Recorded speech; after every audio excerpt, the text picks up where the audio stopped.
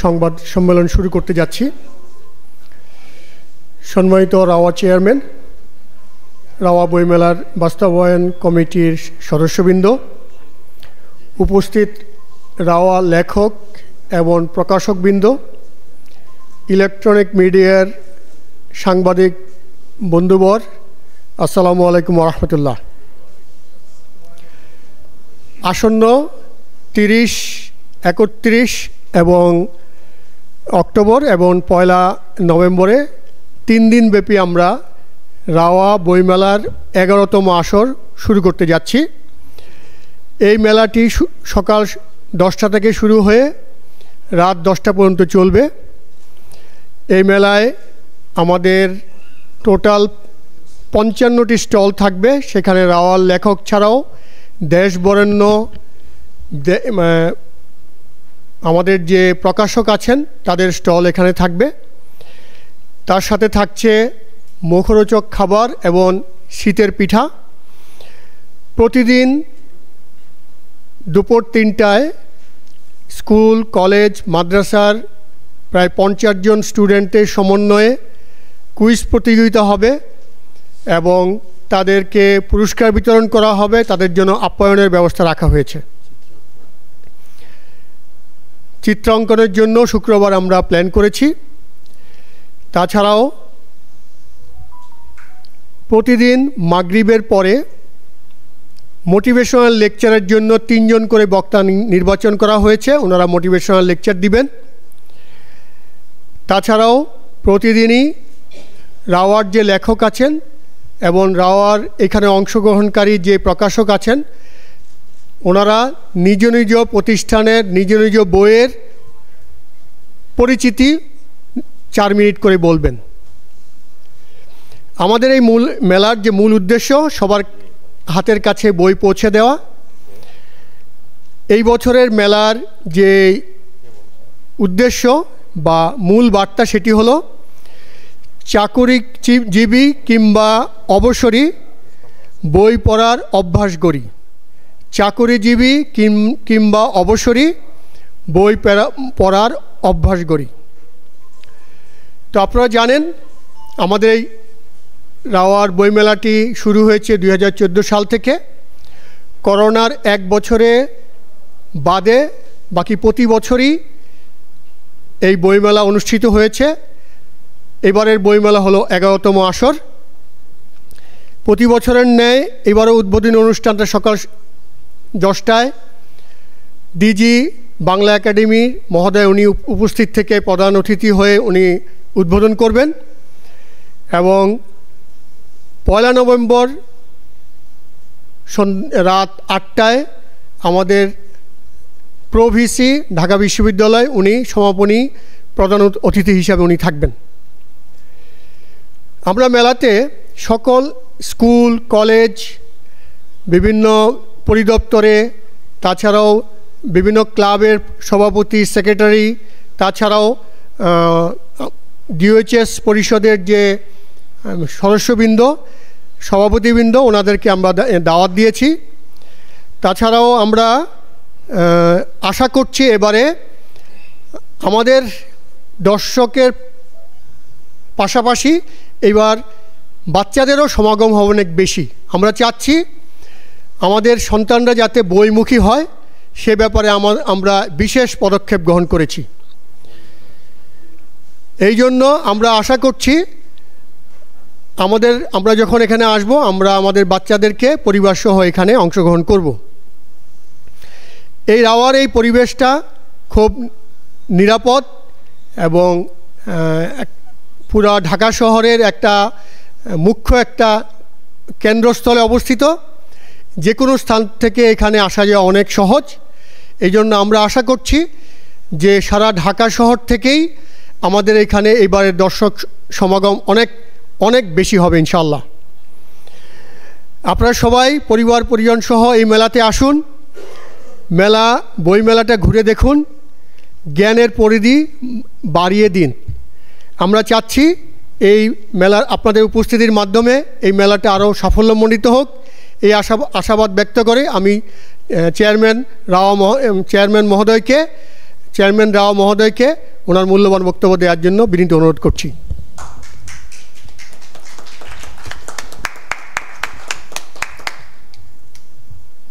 বিসমিল্লাহির রহমানির রহিম। আসসালামু আলাইকুম। মঞ্চে উপস্থিত আমার সহকর্মী বৃন্দ এবং আমাদের রাওয়ার লেখক সদস্যবৃন্দ, আমার প্রিয় সাংবাদিক ভাই বন্ধুরাই, আসসালামু আলাইকুম। আজকে খুব আনন্দের সাথে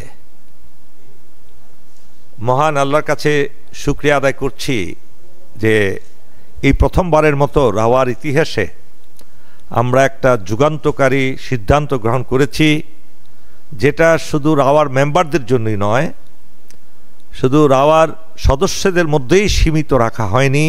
একটা সুযোগ, যে সুযোগটা জাতি গঠনে কাজে লাগে, যে সুযোগটা দেশের আপামর জনসাধারণ, বিশেষ করে ছাত্রছাত্রী, বুদ্ধিজীবী মহল, লেখক, সব লেভেলের মানুষের মনের যে খাবার, দেহের সবচেয়ে গুরুত্বপূর্ণ যে ফ্যাকাল্টি আপনার মেধা, সেই মেধার খাবার সেটা হলো বই। এই বই থেকে আমরা শত যোজন দূরে চলে গেছি। আমরা আমাদের শিশুদের কি বলবো, আমাদের বাচ্চাদের কি বলবো, আমরাই বা কতটুকু। দেখেন, আমরা যেখানে যাই মোবাইল নিয়ে বসে যাই, একটা বই পড়ি না। আপনারা যারা ইউরোপে ঘুরেছেন, ইউরোপে ভিজিট করেছেন, কিংবা অন্যান্য উন্নত দেশ বলবো না আমি, আমাদের চেয়ে আমাদের সমান মানের দেশকেও ব্যবহার দেখেছেন, দেখবেন রাস্তাঘাটে যদিও আমরা মোবাইলের প্রতি আসক্ত, তারা কিন্তু এত আসক্ত নয়। তারা রেল স্টেশনে ট্রেন আসতে দেরি হচ্ছে, ওয়ালের মধ্যে হেলান দিয়ে বই পড়ছে, আবার ট্রেনে উঠেছে সেখানেও বই পড়ছে। এটা আমি এই কয়েকদিন আগেও দেখে আসছি। আমাদের কেন এই দুরবস্থা হলো? আমরা কি এই মেধা কিংবা বুদ্ধিভিত্তিক সমাজ থেকে আমরা দূরে সরে যাচ্ছি? আমরা কি একটা সমাজ গড়তে পারবো? মেধাহীন সমাজ গড়লে কি অবস্থা হবে আমাদের? এবং যা হওয়ার তাই হচ্ছে। আমরা রিফ্লেকশন দেখছি আমাদের সোশ্যাল মিডিয়াতে।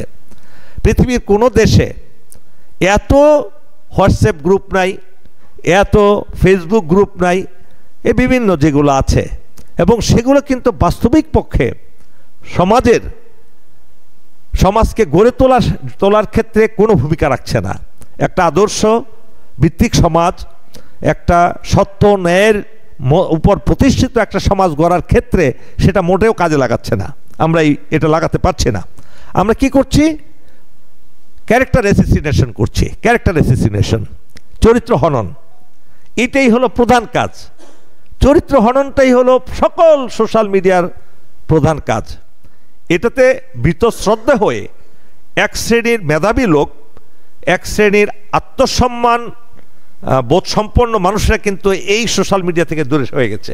এটাকে আমাদের মনে রাখতে হবে। আমার কথাগুলো আপনারা সাংবাদিক ভাইদের জন্য আমাদের পিছনের ইয়ারা কেউ দেখতে পাচ্ছে না। যাই হোক, এখন আর নড়াচড়া করার দরকার নেই, আপনারা নেন। এই কথাগুলো আপনারা সমাজে পৌঁছে দিবেন। আমি যে কথাগুলো বলছি, কারণ আমাদের তো বয়স হয়েছে, এখন তো পৃথিবী থেকে চলে যাওয়ার সময় হয়েছে। এই সময়ে যদি আমরা সমাজকে কিছু পরামর্শ না দিতে পারি, কিছু না দিতে পারি উল্লেখযোগ্য, তাহলে তো আমাদের জীবনটা বৃথা। ওই একটা কবিতা পড়েছি না, 16 আনাই মিছে, একটা কবিতা আমরা ক্লাস 2 না 3-তে কিংবা এই ধরনের সময় পড়েছি। সেই কবিতাগুলো আমরা ভুলে গেছি। 16 আনাই মিছে আমাদের জীবন। আজকে আমরা কি দেখছি সমাজে? মারামারি, কাটাকাটি। এখন কথা বলছি, এই সময়ে ড্যাফোডিল ইউনিভার্সিটি আর সিটি কলেজ মারামারি করছে। এই সময়ে আমাদের কি এইটাই ললাটের লেখন? স্বাধীনতার পরে এত উৎসাহ উদ্দীপনা নিয়ে আমরা দেশ স্বাধীন করলাম যে আমরা একটা কি আগে মনে হয় সাম্প্রদায়িক দেশ ছিল পাকিস্তান আমলে। আমরা কি বললাম? আমরা অসাম্প্রদায়িক দেশ গড়ব, আমরা গণতন্ত্র কায়েম করব, আমরা সাম্য, ন্যায় বিচার, আমরা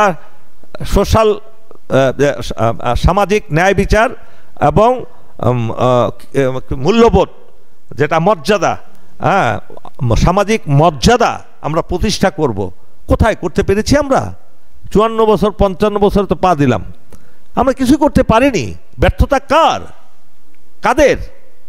এটা কি শুধু পলিটিশিয়ানদের, নাকি আমরাও সেই দায়ভার নিতে হবে? আজকে আমরা সেটা থেকে বের হয়ে আসতে চাচ্ছি। বের হয়ে আসার জন্যই আজকে রাওয়ার এই উদ্যোগ, এবং এই উদ্যোগ নিয়েছে আমাদের member library and publication colonel Nuruzzaman. I appreciate his effort. এই সাথে আরেকটা টিম আপনারা কাজ করছেন। আমি আশা করছিলাম যে আরও অনেকেই আজকে উপস্থিত থাকবে, কথাগুলো সবার উদ্দেশ্যে বললে ভালো হতো। তো আপনারা একবার গভীরভাবে চিন্তা করে দেখুন যে আমরা কি করছি, আমাদের বিবেক কাজ করছে কিনা, আমরা যা করছি আদৌ কি সঠিক? একজনের নামে একটা চালিয়ে দিলাম, একটা ফেসবুকে পোস্ট দিলাম, হোয়াটসঅ্যাপে একটা লিখে ফেললাম, একটা ইউটিউবে একটা ভিডিও করে ফেললাম, এটা দিয়ে আপনি টাকা অর্জন করছেন। এই টাকাটা কি আপনার জীবনের সব? আপনি ভিউ বাড়ানোর জন্য একটা চক্রান্ত করে একটা লিখে দিলেন, বলে দিলেন, এটাই কি আপনার জীবনের সব? হ্যাঁ, এখানেই অবক্ষয় আমাদের। সে অবক্ষয়টা হলো আমরা মৃত্যুর ভয় করি না। সে অবক্ষয়টা হলো সৃষ্টিকর্তার কাছে যে আমরা ফিরে যাব, এই ভয় আমরা করি না। এই অবক্ষয়ের আরও কারণ হলো আমাদের সামাজিক বন্ধনটা একদম ঢিলেঢালা হয়ে গেছে। আমরা পারস্পরিক সম্পর্ক থেকে অনেক দূরে। আমরা খালি হ্যাঁ, hello, hi, how are you, আসসালামু আলাইকুম, গুড মর্নিং, এর মধ্যে সীমাবদ্ধ। একটা যে পারস্পরিক সম্পর্ক, আত্মার সম্পর্ক, সেটা কিন্তু আমরা গড়ে তুলতে পারিনি। এটা থেকে অনেক দূরে। সাংবাদিক ভাইয়েরাও তারা একটা সমাজ যে গড়ে তোলার জন্য কিছু কিছু ভালো কাজ করে কিছু উদাহরণ রাখবেন, আপনারা সেই উদাহরণটা রাখতে মাঝে মাঝে ব্যর্থ হন। আপনারা ফ্যান্টাসি জগৎকে নিয়ে ব্যস্ত। আপনার সন্তান কিভাবে মানুষ হবে সেটা চিন্তা করেন না। আপনারা চিন্তা করেন আমি কত বেশি টাকা অর্জন করে বাসায় ফিরে যাব, কত বেশি আমি একটু আমার অভাব দূর করতে পারি। আমরা সবাই আত্মহননে ব্যস্ত, আত্মতৃপ্তির জন্য। আত্মতৃপ্তি দ্বারা কি বলবো সেটাকে, যেটা ব্যক্তিগত স্বার্থ চরিতার্থ করতে গিয়ে আমরা আত্মহননে ব্যস্ত।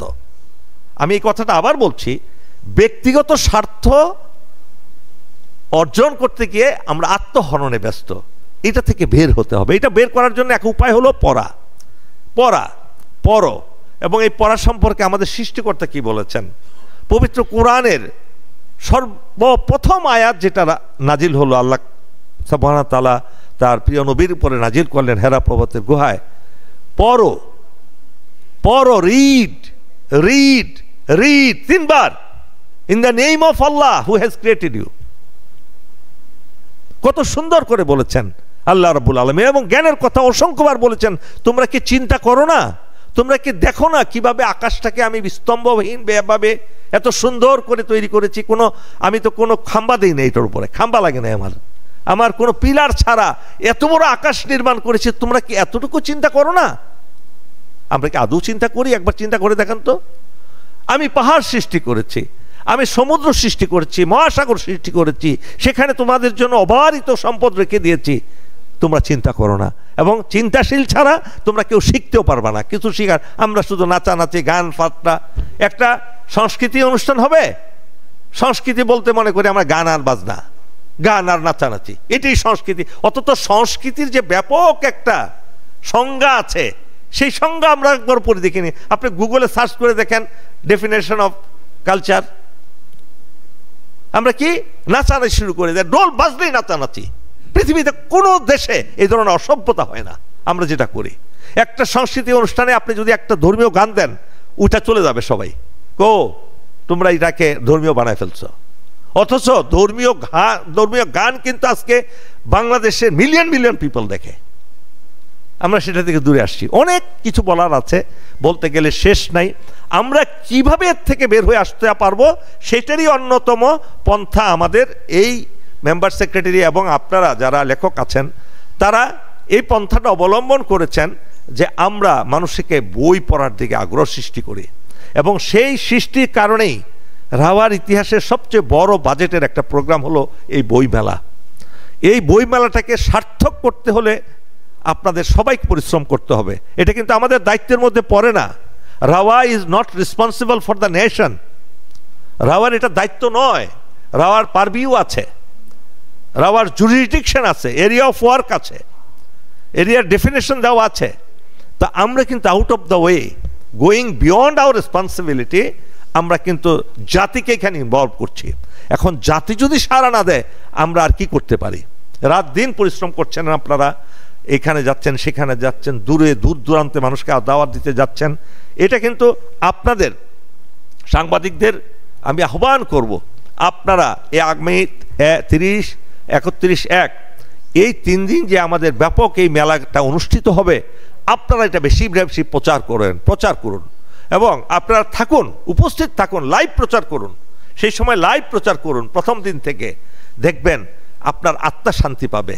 এখানে হয়তো অর্থ হবে না আপনার, এটা হয়তো ব্যাপকভাবে মানুষ দেখবে না, কেননা এটার মধ্যে সুরসুরি দেওয়ার মতো কিছু নাই।